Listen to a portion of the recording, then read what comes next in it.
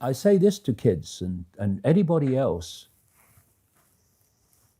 How long could you live without your smartphone?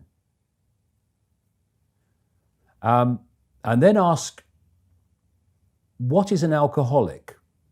What, an alcoholic is someone addicted to alcohol? Yeah. Why is he addicted to alcohol? Because he can't stop drinking it. Yeah. But you can't put your phone down. And if you do, within a few minutes, you pick it up again because you're addicted to it. So are you controlling that bit of technology in your hand, or is that controlling you? That's controlling you. So do you want your life controlled by a bit of technology? Do you want the rest of your life controlled by it? Or are you now going to go, I'm putting this down? Is that the first step for most people? Well, that's the first step. Put it down. Put it down. You see, if technology is going to be the servant rather than the governor, it has to serve the interests of humanity, and humanity does not have to serve it. We're in a situation now where humanity is serving technology. And it will be serving AI. Increasingly, it is serving AI in its algorithmic expression. I have a mobile phone of way back down, I think it's 3G, they call it, and it sits in a desk at my house for months on end, sometimes 6, 7 months. If I'm in a situation where I need to communicate with someone, that I won't have any other form of communication where I am, I might have it with me.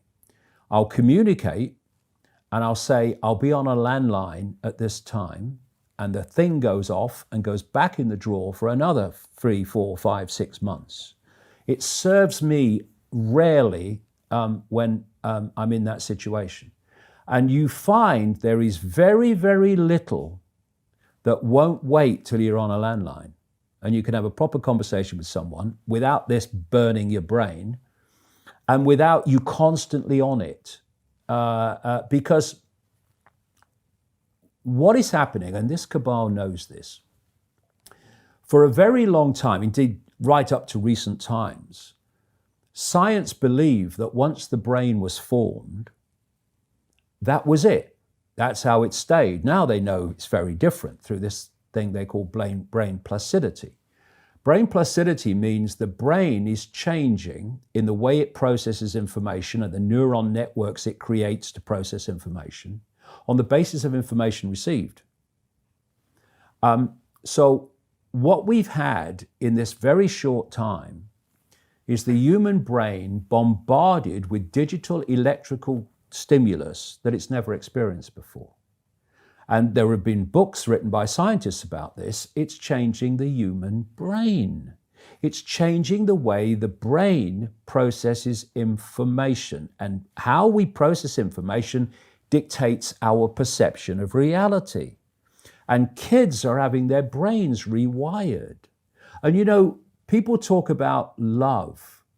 Well, and people think loving your children and wanting the best for your children is giving them things that they want. Well, where does most stimulus come from what children want? It comes from the system, it comes from adverts, it comes from peer pressure and all that stuff. So the loving thing to do, the caring thing to do for your child from that perception of love is to give them a mobile phone. And they'll love you for it. They'll like you for it. Oh, thank you, Mum. Thank you, Dad. Just what I wanted. The really loving thing is not to give them a mobile phone and to take their disappointment and to take often their anger. You don't care about me, because you care about them deeply, because you're not supporting them going down this road of technological control. So when people say there's nothing I can do, I'm just little me, first of all, you're not little me, that's just a perception of yourself. But there's endless things we can do. The question is, are we going to do them? And that answer to that question will decide if we end up in this technological dystopia or whether we don't. And we better start making the choice quick, because it's moving fast.